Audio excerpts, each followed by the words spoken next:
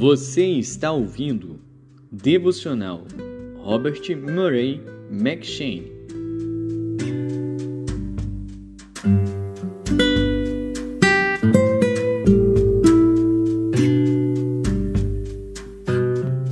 Êxodo.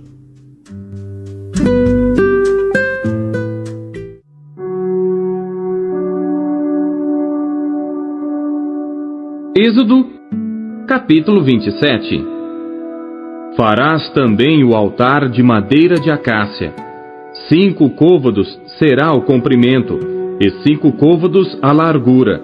Será quadrado o altar, e 3 côvados a sua altura. E farás as suas pontas nos seus 4 cantos. As suas pontas serão do mesmo, e o cobrirás de cobre. Far-lhe-ás também os seus recipientes para recolher a sua cinza, e as suas pás, e as suas bacias, e os seus garfos, e os seus braseiros. Todos os seus utensílios farás de cobre. Far-lhe-ás também um crivo de cobre em forma de rede, e farás a esta rede 4 argolas de metal nos seus 4 cantos, e as porás dentro da borda do altar para baixo, de maneira que a rede chegue até o meio do altar. Farás também varais para o altar, varais de madeira de acácia, e os cobrirás de cobre. E os varais serão postos nas argolas, de maneira que os varais estejam de ambos os lados do altar quando for levado. Oco e de tábuas o farás. Como se te mostrou no monte, assim o farão. Farás também o pátio do tabernáculo ao lado meridional que dá para o sul. O pátio terá cortinas de linho fino torcido. O comprimento de cada lado será de 100 côvados. Também as suas 20 colunas e as suas 20 bases serão de cobre. Os colchetes das colunas e as suas faixas serão de prata. Assim também para o lado norte, as cortinas, no comprimento, serão de 100 côvados, e as suas 20 colunas e as suas 20 bases serão de cobre. Os colchetes das colunas e as suas faixas serão de prata. E na largura do pátio para o lado do ocidente, haverá cortinas de 50 côvados, as suas colunas 10 e as suas bases 10.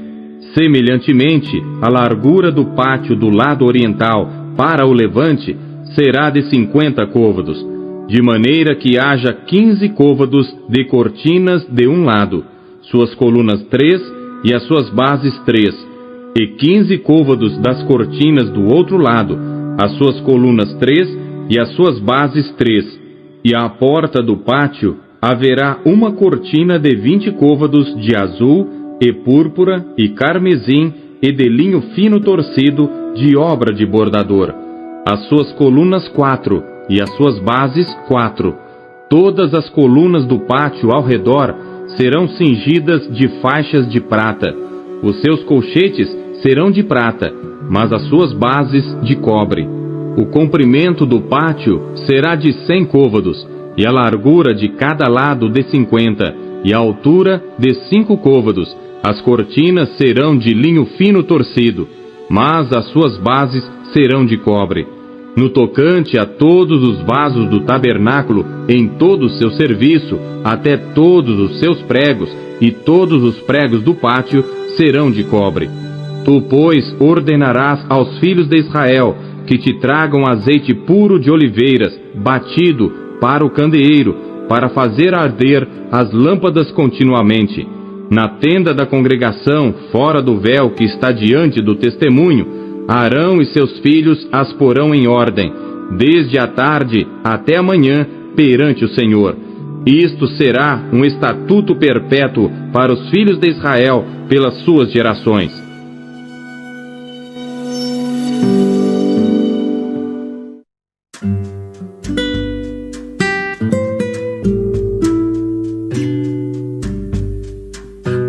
João.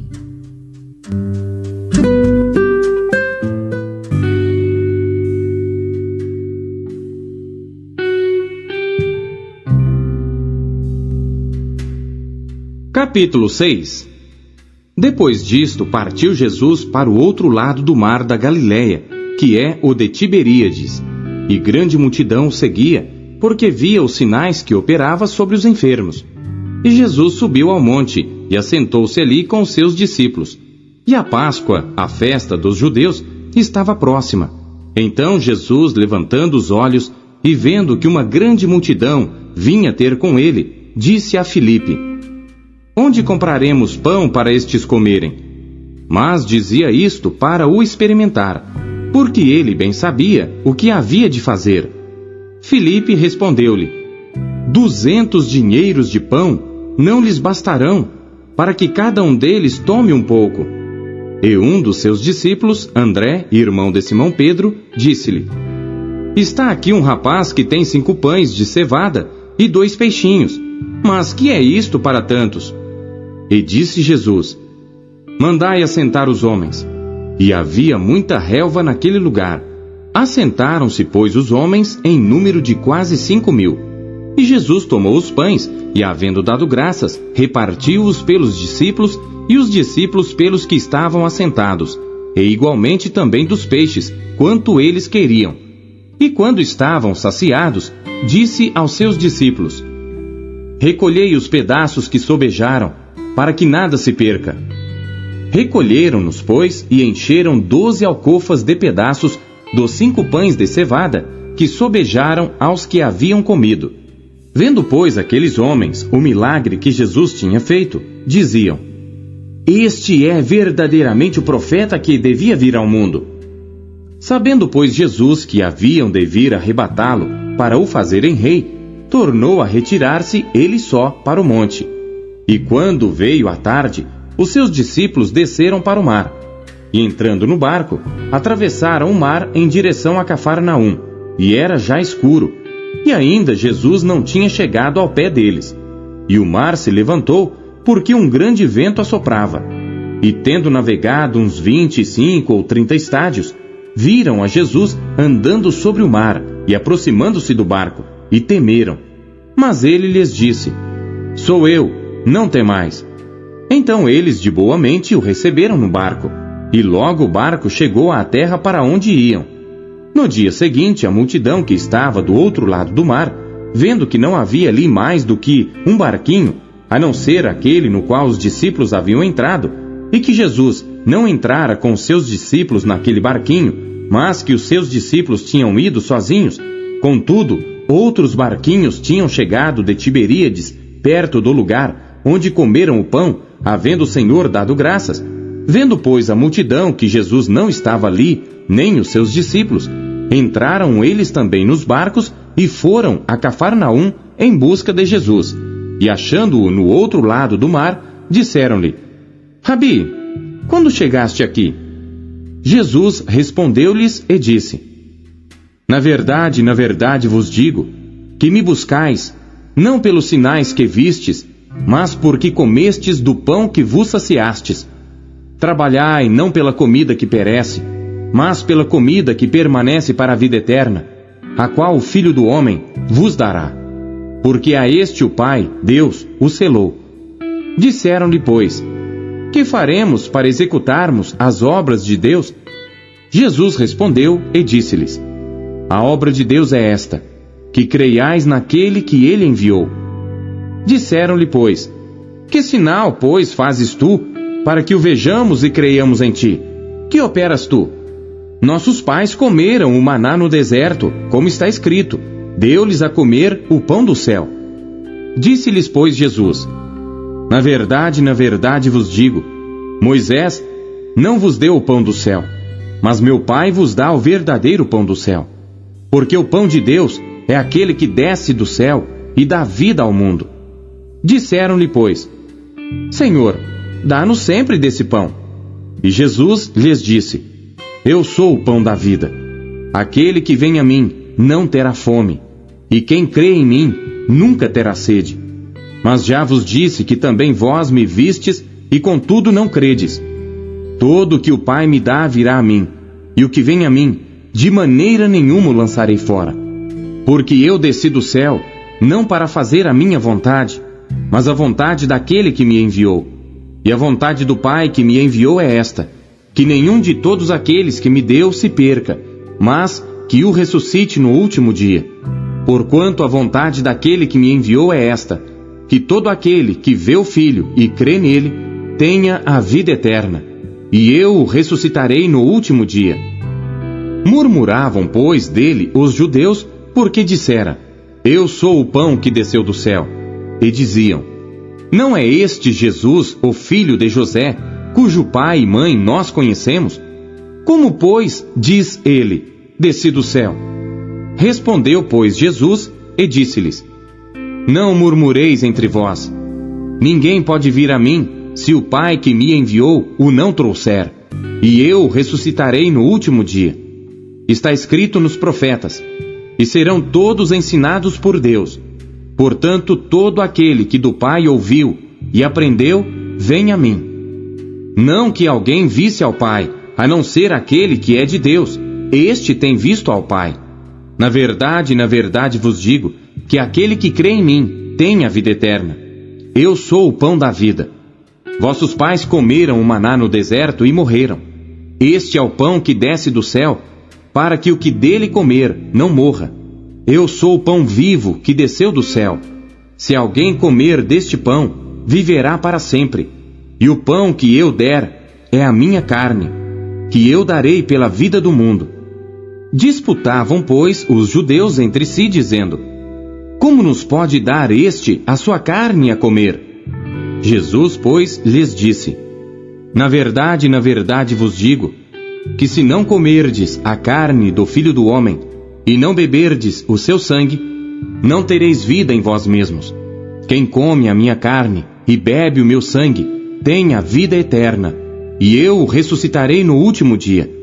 Porque a minha carne verdadeiramente é comida, e o meu sangue verdadeiramente é bebida. Quem come a minha carne e bebe o meu sangue, permanece em mim e eu nele. Assim como o Pai que vive me enviou, e eu vivo pelo Pai, assim quem de mim se alimenta, também viverá por mim. Este é o pão que desceu do céu. Não é o caso de vossos pais que comeram o maná e morreram. Quem comer este pão, viverá para sempre. Ele disse estas coisas na sinagoga, ensinando em Cafarnaum. Muitos, pois, dos seus discípulos, ouvindo isto, disseram: duro é este discurso, quem o pode ouvir? Sabendo, pois, Jesus em si mesmo que os seus discípulos murmuravam disto, disse-lhes: isto escandaliza-vos? Que seria, pois, se visseis subir o Filho do Homem para onde primeiro estava? O Espírito é o que vivifica, a carne para nada aproveita. As palavras que eu vos disse são espírito e vida. Mas há alguns de vós que não creem. Porque bem sabia Jesus desde o princípio quem eram os que não criam e quem era o que o havia de entregar. E dizia: por isso eu vos disse que ninguém pode vir a mim, se por meu Pai não lhe for concedido. Desde então, muitos dos seus discípulos tornaram para trás e já não andavam com ele. Então disse Jesus aos 12: quereis vós também retirar-vos? Respondeu-lhe, pois, Simão Pedro: Senhor, para quem iremos nós? Tu tens as palavras da vida eterna. E nós temos crido e conhecido que tu és o Cristo, o Filho do Deus vivente. Respondeu-lhe Jesus: não vos escolhi a vós os 12? E um de vós é um diabo. E isto dizia ele de Judas Iscariotes, filho de Simão, porque este o havia de entregar, sendo um dos 12.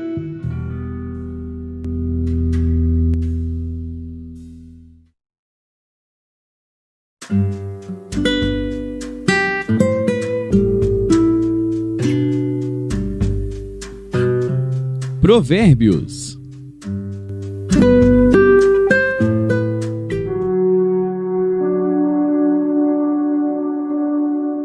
Provérbios, capítulo 3. Filho meu, não te esqueças da minha lei, e o teu coração guarde os meus mandamentos, porque eles aumentarão os teus dias e te acrescentarão anos de vida e paz. Não te desamparem a benignidade e a fidelidade. Ata-as ao teu pescoço, escreve-as na tábua do teu coração, e acharás graça e bom entendimento aos olhos de Deus e do homem. Confia no Senhor de todo o teu coração, e não te estribes no teu próprio entendimento. Reconhece-o em todos os teus caminhos, e ele endireitará as tuas veredas. Não sejas sábio a teus próprios olhos. Teme ao Senhor e aparta-te do mal. Isto será saúde para o teu âmago e medula para os teus ossos. Honra ao Senhor com os teus bens e com a primeira parte de todos os teus ganhos. E se encherão os teus celeiros e transbordarão de vinho os teus lagares. Filho meu, não rejeites a correção do Senhor, nem te enojes da sua repreensão. Porque o Senhor repreende aquele a quem ama, assim como o pai ao filho a quem quer bem. Bem-aventurado o homem que acha sabedoria e o homem que adquire conhecimento, porque é melhor a sua mercadoria do que artigos de prata, e maior o seu lucro que o ouro mais fino. Mais preciosa é do que os rubis, e tudo que mais possas desejar não se pode comparar a ela. Vida longa de dias está na sua mão direita, e na esquerda riquezas e honra. Os seus caminhos são caminhos de delícias, e todas as suas veredas de paz. É árvore de vida para os que dela tomam, e são bem-aventurados todos os que a retêm. O Senhor com sabedoria fundou a terra, com entendimento preparou os céus, pelo seu conhecimento se fenderam os abismos, e as nuvens destilam o orvalho. Filho meu, não se apartem estas coisas dos teus olhos, guarda a verdadeira sabedoria e o bom siso, porque serão vida para a tua alma e adorno ao teu pescoço. Então andarás confiante pelo teu caminho, e o teu pé não tropeçará. Quando te deitares, não temerás, ao contrário, o teu sono será suave ao te deitares. Não temas o pavor repentino, nem a investida dos perversos quando vier, porque o Senhor será a tua esperança, guardará os teus pés de serem capturados. Não deixes de fazer bem a quem o merece, estando em tuas mãos a capacidade de fazê-lo. Não digas ao teu próximo, vai, e volta amanhã que te darei, se já o tens contigo. Não maquines o mal contra o teu próximo, pois que habita contigo confiadamente. Não contendas com alguém sem causa, se não te fez nenhum mal. Não tenhas inveja do homem violento, nem escolhas nenhum dos seus caminhos, porque o perverso é abominável ao Senhor, mas com os sinceros ele tem intimidade. A maldição do Senhor habita na casa do ímpio, mas a habitação dos justos abençoará.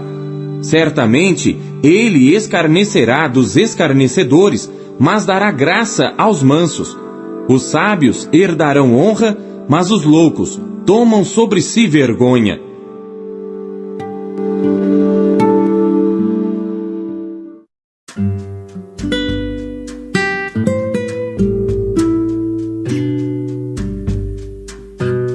Gálatas.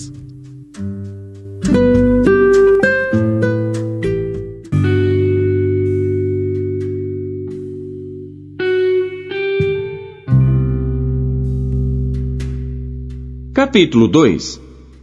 Depois, passados 14 anos, subi outra vez a Jerusalém com Barnabé, levando também comigo Tito. E subi por uma revelação, e lhes expus o evangelho que prego entre os gentios, e particularmente aos que estavam em estima, para que de maneira alguma não corresse ou não tivesse corrido em vão. Mas nem ainda Tito, que estava comigo, sendo grego, foi constrangido a circuncidar-se. E isto por causa dos falsos irmãos que se intrometeram e secretamente entraram a espiar a nossa liberdade que temos em Cristo Jesus, para nos porem em servidão, aos quais nem ainda por uma hora cedemos com sujeição, para que a verdade do Evangelho permanecesse entre vós. E quanto àqueles que pareciam ser alguma coisa, quais tenham sido noutro tempo, não se me dá, Deus não aceita a aparência do homem. Esses, digo, que pareciam ser alguma coisa, nada me comunicaram. Antes, pelo contrário, quando viram que o evangelho da incircuncisão me estava confiado, como a Pedro o da circuncisão, porque aquele que operou eficazmente em Pedro para o apostolado da circuncisão, esse operou também em mim com eficácia para com os gentios.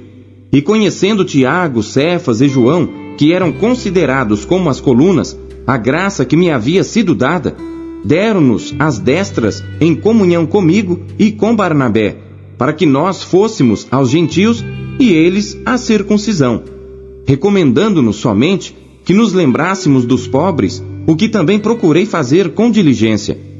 E chegando Pedro a Antioquia, lhe resisti na cara, porque era repreensível, porque antes que alguns tivessem chegado da parte de Tiago, comia com os gentios, mas depois que chegaram, se foi retirando e se apartou deles, temendo os que eram da circuncisão.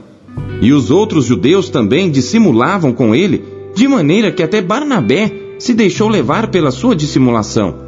Mas quando vi que não andavam bem e direitamente conforme a verdade do evangelho, disse a Pedro na presença de todos: se tu, sendo judeu, vives como os gentios e não como judeu, por que obrigas os gentios a viverem como judeus?